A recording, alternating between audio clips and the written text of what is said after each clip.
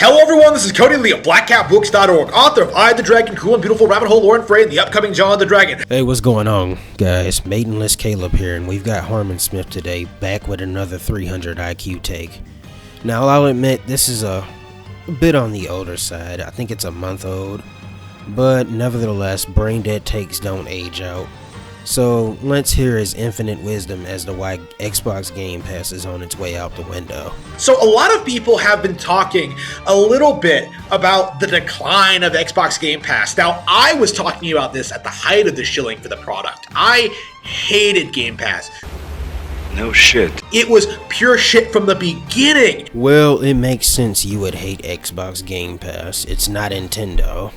And anything that isn't Nintendo you seem to hate.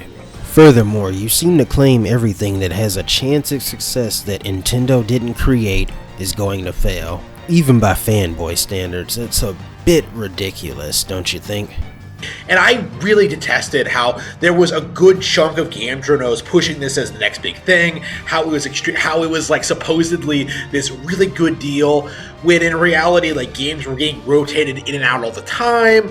Like, $15 a month was way too steep of a price, and like the service itself is just not all that desirable.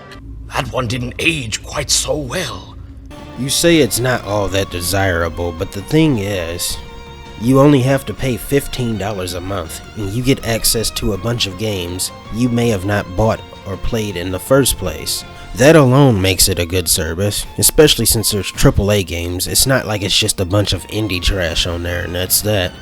I've never used Xbox Game Pass, but because of those reasons alone, I'm considering getting it. The only reason I haven't gotten it yet is because I like all of my games on one platform.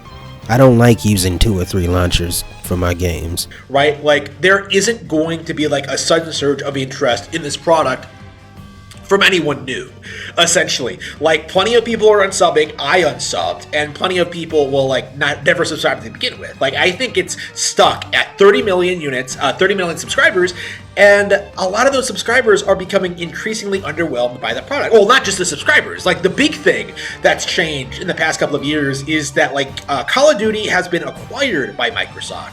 So Call of Duty being on Game Pass is actually a net detriment to Microsoft. Now that they own the property, now that they own the IP, they don't need to like keep it off of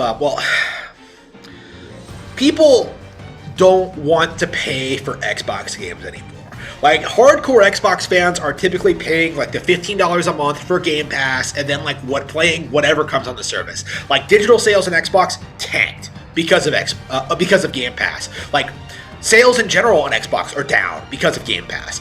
I mean, maybe. I haven't exactly checked the stats on that. But what I can do is use my brain and figure out, hey, if you can pay $15 to access these games on Game Pass, not to mention you get discounts by using Game Pass if you do so choose to buy the game when it's rotated out, as you said earlier. And like, it's like Xbox is just bleeding money left and right, and the fact that people are suddenly starting talking about this makes me think that like Game Pass is on the way out. Like, 3 years from now, I'm seeing people like say like Game Pass will be done as we know it. It might like evolve into something else. Microsoft might axe it entirely, but what I expect is going to happen is that like Microsoft is going to have to surrender the console war. Like, that's kind of what we're seeing, is that like Microsoft and Sony are in this like precarious position where essentially both of them are doomed. Stop the cap. Stop the cap right now. Stop the cap. Given what's going on in 2022, I think the opposite is true, where they're doomed. If anything, they're growing at this point. Both Sony, Microsoft, and the PC market. And Nintendo, obviously. Even though both of them have done some anti-consumer things in 2022. Especially Nintendo. I think they were the most anti-consumer, or second most.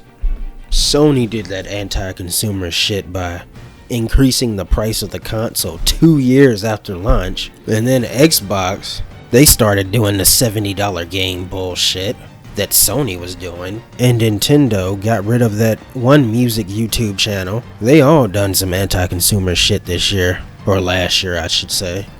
And nobody really wants to admit it, especially in the case of PlayStation. But, like, you know, I talk about PlayStation all the time. I talk less about Xbox because I have less experience with it. But there's no denying that both Sony and Microsoft are the reasons video games have been trash for the past 20 years.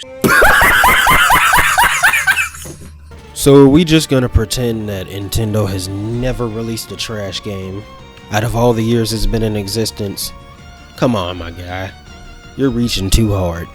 Right? Like, they are the reason video games declined the way they did, in the way they did. And the fact that nobody else but me seems to point this out is, like, embarrassing. Like, Game Pass was a terrible idea to begin with. If, like, if Nintendo had done it, actually, with the Nintendo Switch Online service, Nintendo had a superior alternative and got shit on for it. It got shit on because it obviously wasn't a superior service, as you say. And if that wasn't enough, the service is shit in general. And then when they did that price increase for those old games, they got shit on, and rightfully so, because that is a terrible service. Like,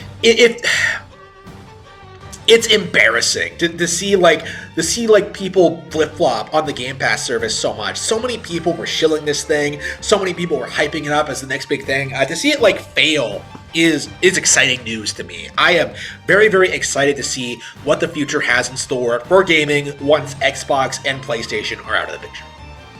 Well, it makes sense you're excited. You damage control Nintendo. You only care about Nintendo. So yes, it does make sense why you would be excited. But the problem is, I don't think it's gonna go as well as you think it is. If Nintendo has a monopoly on the console market, things are not gonna be pretty for the consumers. Even worse than they are now. If you guys enjoyed the video, make sure you like, comment, and subscribe. This has been Maidenless Caleb. I'm gonna go play some more Final Fantasy IX. Unfortunately for you, however, you are made